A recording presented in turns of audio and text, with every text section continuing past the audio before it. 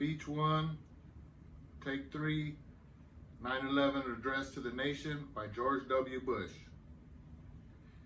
Good evening.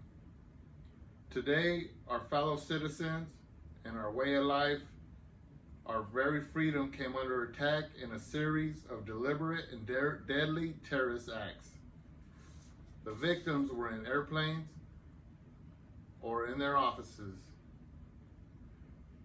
Secretaries, businessmen and women, military and federal workers, moms and dads, friends and neighbors. Thousands of lives were suddenly ended by evil, despicable acts of terror. The pictures of airplanes flying into buildings, fires burning, huge structures collapsing have filled us with disbelief, terrible sadness, and a quiet, unyielding anger.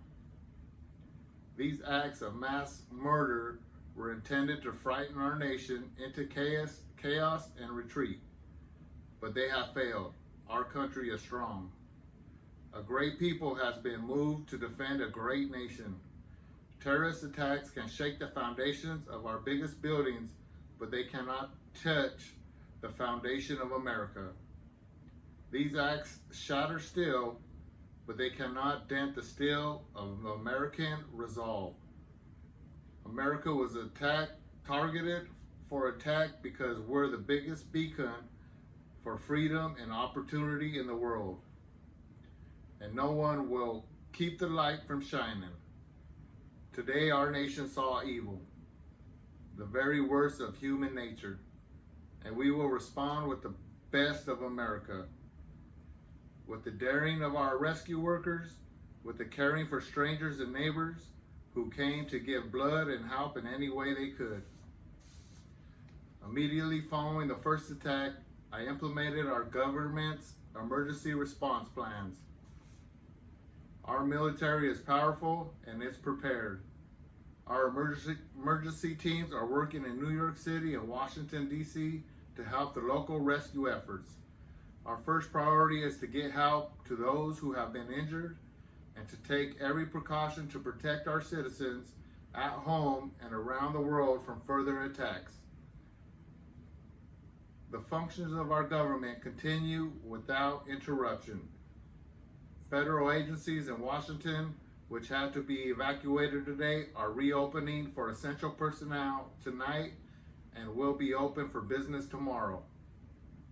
Our financial institutions remain strong, and the American economy will be open for business as well. The search is underway for those who are behind these evil acts. I have directed the full resources of our intelligence and law enforcement communities to find those responsible and bring them to justice. We will make no distinction between the terrorists who committed these acts and those who harbor them. I appreciate so very much the members of Congress who have joined me in strongly condemning these attacks. On behalf of the American people, I thank the many world leaders who have called to offer their condolences and assistance.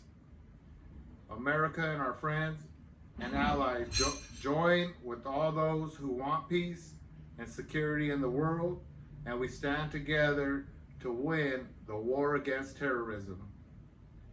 Tonight I ask for your prayers for all those who grieve, for the children whose worlds have been shattered, for all